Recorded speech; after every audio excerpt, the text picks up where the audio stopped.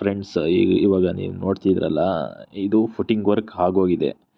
So next footing work ಆದಮೇಲೆ ನಮಗೆ ವಾಟ್ರದ್ದು ತುಂಬ ಅವಶ್ಯಕತೆ ಇದೆ.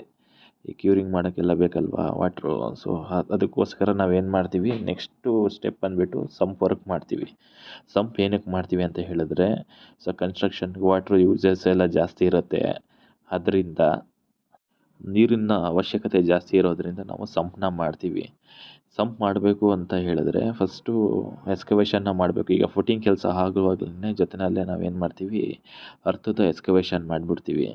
ಸೊ ಇಲ್ಲಿ ಏನು ಪ್ರಾಬ್ಲಮ್ ಏನಾಗಿದೆ ಅಂತ ಹೇಳಿದರೆ, ಈ ಸೈಟ್ನಲ್ಲಿ ಈ ನಿಯರು ಲೇಕ್ ಇದೆ. ಲೇಕ್ ಇರೋದ್ರಿಂದ ಏನಾಗಿದೆ, ವಾಟ್ರ್ ಸೋರ್ಸು ಜಾಸ್ತಿ ಇದೆ. ಸಾಯಿಲ್ನ ಒಳಗಡೆನೇ ನೀರು ಬರೋದ್ರಿಂದ ಇಲ್ಲಿ ನಾರ್ಮಲ್ ಸಂಪು ಮಾಡೋಕ್ಕಾಗಲ್ಲ. ಏನಕ್ಕೆ ಅಂತ ಹೇಳಿದ್ರೆ, ನಾರ್ಮಲ್ ಸಂಪ್ ಮಾಡಿದ್ರೆ ಮತ್ತೆ ಅದು ವೆಟ್ಟು ಚಾನ್ಸಸ್ ಜಾಸ್ತಿ ಇರೋದ್ರಿಂದ ಸಂಪ್ ಲೀಕೇಜ್ ಆಗೋ ಚಾನ್ಸಸ್ ತುಂಬ ಇದೆ. ಸೊ ಅದಕ್ಕೆ ನಾವೇನು ಮಾಡ್ತೀವಿ ಅಂತ ಹೇಳಿದ್ರೆ, ರಿಟೈನಿಂಗ್ ವಾಲ್ ಸ್ಟ್ರಕ್ಚರ್ ಮಾಡ್ತೀವಿ. ಈ ಬ್ರಿಕ್ಕು ಬ್ಲಾಕಲ್ಲಿ ಮಾಡಿದರೆ ಲೀಕೇಜ್ ಜಾಸ್ತಿ ಇರುತ್ತಲ್ಲ, ಅಂದರೆ ಅಷ್ಟು ಸ್ಟ್ರೆಂತ್ ಇರಲ್ಲ. ಎನಿ ಟೈಮ್ ನೀರು ಬರೋದ್ರಿಂದ, ಲೇಕ್ ಹತ್ರ ಇರೋದ್ರಿಂದ ನಾವೇನು ಮಾಡಿದ್ವಿ, ಸ್ಟೀಲ್ ಸ್ಟ್ರಕ್ಚರ್ ಮಾಡಿದ್ವಿ. ಅಂತ ಹೇಳಿದ್ರೆ ಕಾಂಕ್ರೀಟ್ ಕಂಪ್ಲೀಟು ಸ್ಟೀಲ್ ವಿತ್ತು ಕಾಂಕ್ರೀಟ್ ಸ್ಟ್ರಕ್ಚರು. ಸೊ ಇದ್ರ ತುಂಬ ಏನು ಅಂದರೆ, ಈ ವಾಲ್ ಏನಿದೆ ಇದು ತುಂಬ ಸ್ಟ್ರೆಂತು ಸ್ಟ್ರಾಂಗ್ ಆಗಿರುತ್ತೆ. ಅಷ್ಟು ಈಸಿಯಾಗಿ ವಾಟ್ರ್ ಲೀಕೇಜ್ ಆಗಲ್ಲ. ಸೊ ಇದು ಮಾಡಬೇಕಂತ ಹೇಳಿದ್ರೆ ನಾರ್ಮಲಿ ಸ್ಟೀಲ್ ರೀಫೋರ್ಸ್ಮೆಂಟ್ ಮಾಡಬೇಕು. ರೀಫೋರ್ಸ್ಮೆಂಟ್ ಮಾಡಾದಮೇಲೆ ಶಟ್ರಿಂಗ್ ವರ್ಕ್ ಮಾಡಬೇಕು. ಸೆಂಟ್ರಿಂಗ್ ವರ್ಕ್ ಅಂತ ನಾವೇನು ಹೇಳ್ತೀವಿ.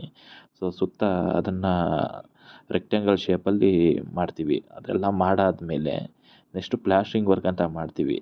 ಸೊ ಸೆಂಟ್ರಲ್ಲಿ ಒಂದು ಪಾರ್ಟಿಷಿಯನ್ ಮಾಡ್ಕೊಂಡಿದ್ದೀವಿ ಸ್ವಲ್ಪ ವಾಟ್ರು ಡಿವೈಡ್ ಮಾಡೋಕ್ಕೋಸ್ಕರ. ಸೊ ಅದು ಸ್ಟ್ರಕ್ಚರ್ ವರ್ಕ್ ಕಂಪ್ಲೀಟ್ ಆದಮೇಲೆ ಮೆಶ್ ವಿತ್ತು ಪ್ಲಾಸ್ಟ್ರಿಂಗ್ ಮಾಡ್ತಾ ಹೇಳ್ತೀವಿ. ಸೊ ಅದೇನು ಪ್ಲಾಸ್ಟ್ರಿಂಗ್ ಏನಕ್ಕೆ ಮಾಡ್ತೀವಿ ಅಂತ ಹೇಳಿದ್ರೆ, ಅಡಿಷ್ನಲ್ಲು ಲೇಯರ್ ಅದು. ಸೊ ಏನಂದರೆ ಇನ್ ಕೇಸು ಲೀಕೇಜ್ ಆದ್ರೂ ಅದು ಏನಾಗುತ್ತೆ ಅಂತ, ಪ್ಲಾಸ್ಟ್ರಿಂಗ್ ಮಾಡೋದ್ರಿಂದ ಸ್ಟ್ರೆಂತ್ ಜಾಸ್ತಿ ಸಿಗುತ್ತೆ ಆ ವಾಲ್ಗೆ, ಲೀಕೇಜ್ ಆಪ್ಷನ್ನು ಬರಲ್ಲ. ಸೊ ಅದೇ ಉದ್ದೇಶಕ್ಕೆ ಪ್ಲಾಸ್ಟ್ರಿಂಗ್ ಅಡಿಷನಲಾಗಿ ಮಾಡ್ತೀವಿ.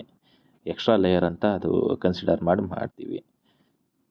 ಈ ಥರ ಮಾಡಿದ್ರೆ ಲೀಕೇಜ್ ಇರಲ್ಲ. ಸೊ ಕನ್ಸ್ಟ್ರಕ್ಷನ್ಗೆ ವಾಟ್ರ್ ಯೂಸ್ ಆಗುತ್ತೆ. ಎಷ್ಟೇ ವರ್ಷ ಆದ್ರೂ ಅದು ಸೇಫಾಗಿರುತ್ತೆ. ಸ್ಟೋರೇಜ್ ವಾಟ್ರು ಯಾವುದೇ ಲೀಕೇಜು ಫ್ಯೂಚರಲ್ಲೂ ಬರಲ್ಲ. ಸೊ ಲಾಂಗ್ ಲೈಫ್ ಬರುತ್ತೆ ವರ್ಕು.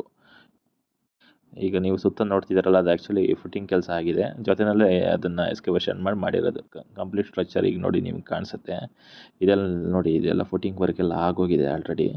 ಫುಟಿಂಗ್ ವರ್ಕ್ ಮಾಡಿ ಜೊತೆಯಲ್ಲೇ ಅದಾದಮೇಲೆ ನೆಕ್ಸ್ಟ್ ಪ್ರೊಸೀಜರೇ sump work. Complete structure work ಎಲ್ಲ ಆಗಿದೆ.